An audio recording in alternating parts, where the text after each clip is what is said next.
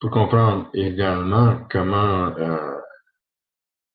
se passe, si vous voulez, ces oublis, et ainsi de suite, je m'arrête un instant sur ce que j'appelle des processus d'encodage.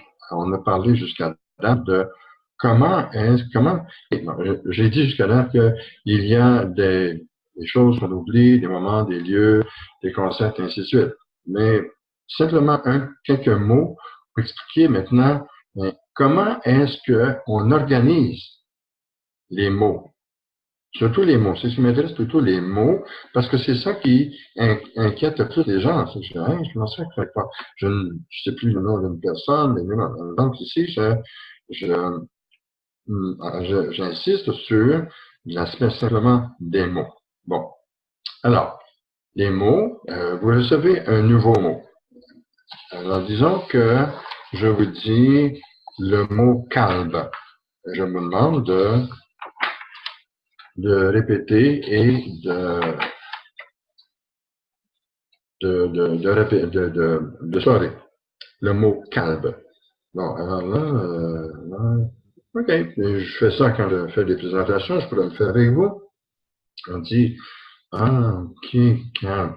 Et vous vous dites, oui, vous êtes capable de répéter, il y a peut-être 3 ou 4 minutes anciennement, même 5 ou 10 minutes, j'ai déjà fait des expériences du genre, et les gens, et je fais une analyse de ce qu'ils ont fait pour se remémorer.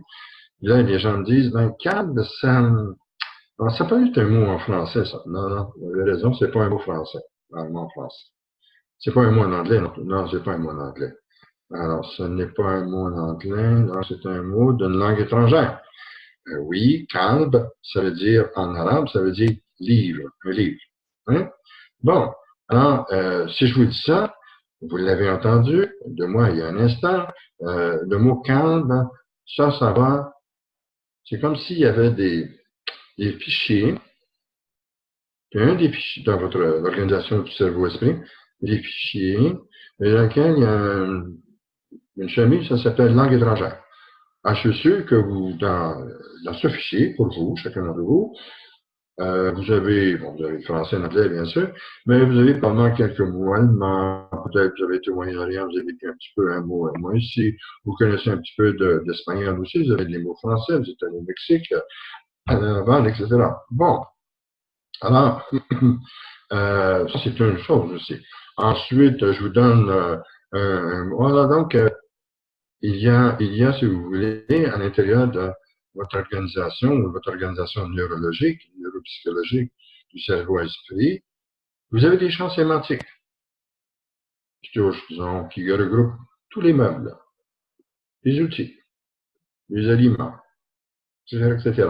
Alors, quand en psychologie, dans les tests d'intelligence, les tests de psychologie, très souvent, si vous en avez déjà passé, on va vous demander de nommer 5 meubles, 5 outils, 5 aliments, etc. Parce qu'on reconnaît que dans votre organisation neuropsychologique, il y a je dirais pas des zones, mais enfin, il y a des secteurs où les mots sont enregistrés sous champ sémantique.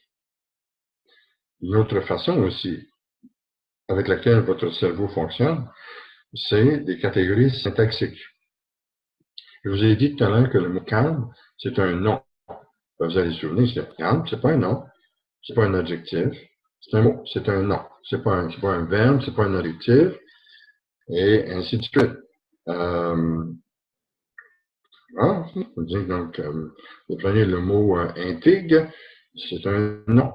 Intriguer, c'est un verbe. Alors, votre cerveau-esprit organise les mots selon les champs sémantiques, selon les catégories syntaxiques.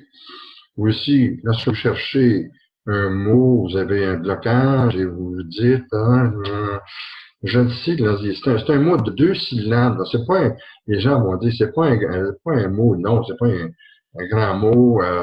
Il me semble que c'est un mot court.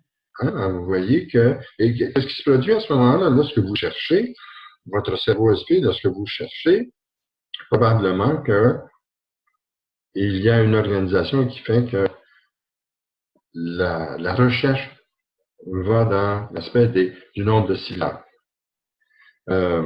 Autre façon aussi, il y a des symboles, les mots concrets, les mots abstraits. Je vous dis, par exemple, le mot incarcération. OK, incarcération. En supposant que quelqu'un ne connaisse pas, ben, ils vont dire, hey, c'est un mot, il y a pas mal long, il y a incarcération, il y a 5 syllabes. Alors, ça va quelque part dans des mots avec plusieurs syllabes.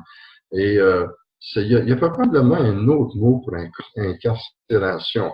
Et alors là, votre cerveau va aller associer ça avec le mot emprisonnement, disons. Hein? Bon, alors, ce sont des processus d'encodage. Vous recevez des informations, surtout au niveau linguistique, et tous ces processus sont mis en marche. Et lorsque vous voulez retrouver cela, eh bien, vous faites, c'est que vous faisiez un inventaire de ces choses.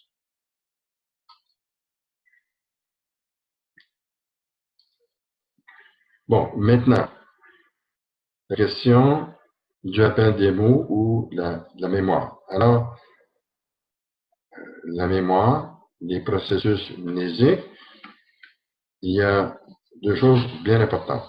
Il y a, on vient de le voir, là, il y a le processus d'encodage. Comment le cerveau-esprit fait pour organiser ça et stocker ça. Vous avez reçu de l'information, vous avez reçu un nouveau livre, un disque ou quelque chose comme ça, hein, vous avez quelque chose, vous allez le déposer à quelque part. Hein? Bon, alors ça c'est l'encodage. Vous avez déposé vos lunettes à un tel endroit, tel autre chose, les pilules vont là et les aliments vont à tel autre endroit. Donc maintenant, vous voulez retrouver, tiens, prenons quelque chose de très concret, vous voulez retourner à votre bouteille de pilules pour le mal de tête. Bon, ben, vous savez que quelque part, ben, vous commencez, vous retournez vers l'endroit où vous savez qu'habituellement vous déposez l'ensemble de vos bouteilles. Hein? Donc, vous avez recouvert, hein? Vous avez retrouvé votre bouteille de pilule. Ben, c'est la même chose au niveau des items du cerveau-esprit. Alors, on parle ici en neuropsychologie, on parle de recouvrement. Il y a plusieurs façons de recouvrer des items mnésiques, des items de la mémoire, des mémoires. Il y a un rappel. La personne peut récupérer le mot sans avoir besoin d'indices. Par exemple, écrire une réponse lors d'un questionnaire écrit. Hein? Quelle est la capitale de l'Afghanistan? Kaboul. La personne sans aide. Kaboul. Reconnexion. Reconstruction d'un élément à partir d'indices logiques ou de souvenirs partiels. Ah oui, cet endroit où j'ai été, il faisait froid. Donc, s'il faisait froid parce qu'il y avait de la neige, c'était sûrement pas dans le sud, aux Indes ou en Égypte, etc. Vous voyez, la reconstruction d'un élément à l'aide d'indices logiques ou de souvenirs partiels. Autre mécanisme de recouvrement, la reconnaissance. La personne identifie l'item recherché après l'avoir reconnu, comme par exemple un test à choix multiple. Revenons à la capitale de l'Afghanistan, Kaboul. Alors je peux arriver et je demande à quelqu'un, bon, écoutez, quel est le quelqu'un de l'Afghanistan? Je ne sais pas. Bon, écoutez, je vais vous dire 4 mots, et puis la capitale, elle est là-dedans. Et vous donnez 4 mots, et dans ces 4 mots-là, ben, il y a le mot Kaboul, et la personne dit, oui, c'est Kaboul. Et donc, c'est le recouvrement à partir de la reconnaissance. Ensuite, on peut recouvrer des choses par ce qu'on appelle le réapprentissage. L'activité cognitive qui consiste à apprendre à nouveau du matériel appris dans le passé. Alors, là, j'ai pas d'exemple immédiatement, mais bon, dans le domaine des sports, c'en est une chose. Il y a peut-être autre chose qui me vient pas à l'esprit, mais ça se comprend assez bien. Vous avez fait des choses pendant des années et on vous demande de revenir dans cela et vous dites, oui, écoutez, je m'en souviens pas. Et vous êtes surpris parce que oui, effectivement, c'est encore là. Alors, le phénomène de geler sur le bout de la langue. Ce sont des noms des personnes qui semblent, oubliées. Ça, c'est très, très, très inquiétant. Je me souviens, j'ai arrivé souvent que lorsque je travaillais avec des personnes qui avaient eu des aphasies, excusez-moi, des aphasies, c'est-à-dire des traumatismes crâniens ou ACV, etc. Et puis, monsieur et madame sont mariés depuis 35 ans et je parle à monsieur et son épouse entre dans la pièce, dans la salle, et la personne alitée n'est pas capable de dire le nom de son épouse. Et ça fait pas mal tragique quand on voit ça. Bon, il faut dire aussi que les noms disent absolument rien de concret. Les noms de personnes disent rien de concret. Ça, c'est pour le monde occidental. Si je dis le mot Marguerite ou Esperanza ou le nom Claude, etc., en soi, ça dit rien. Ça c'est, je dis bien ça, c'est notre phénomène des langues occidentales, mais en arabe, les personnes ont des noms qui signifient quelque chose. Là, vous voyez, là, il y a des amis arabes que je connais, des Libanais en France, et je cherche le mot, et le mot ne vient pas. Vous voyez, là, il y a quelque chose, il va faire que je cherche le rami. Vous voyez? Alors, en parlant, le mot est redevenu elle. La personne s'appelle El Rami. El Rami, en arabe, ça veut dire un forgeron.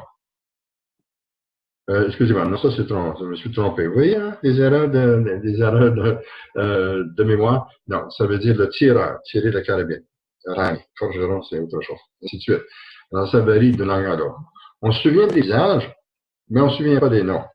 Ben, sans rien de ce qu'on disait, un visage est relativement concret. Mais le nom n'est pas concret.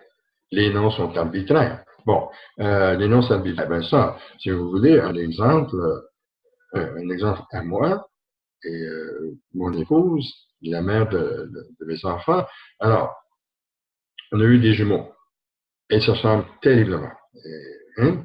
Beaucoup. Alors, on décide d'en appeler un Rodrigue et l'autre Sébastien. Ouais. Mais vous savez, hein, quand ils sont dans les berceaux, là, ainsi de suite, ou ils sont tout petits, là, laquelle est laquelle? Alors, je suis sûr que parmi vous, il y a des personnes qui ont eu des jumeaux ou des jumelles. Alors, il a fallu trouver des moyens pour m'assurer qu'on appelait l'enfant, le garçon du même nom constamment. Alors, on avait écrit le nom sur eux et puis, bon, enfin, on avait trouvé des moyens pour... je suis sûr que tout le monde parmi vous qui a eu des jumeaux, des jumelles, vous avez trouvé beau. Parce que, justement, c'est arbitraire. Hein? Il n'y a pas de synonyme pour Claude ou Arthur.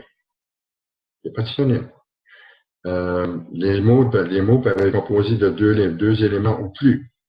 Ce sont des mots composés de basse fréquence d'utilisation. Passe-moi le couteau, passe-moi le sel, c'est assez fréquent. Maintenant, ce sont des mots de basse fréquence dans nos langues.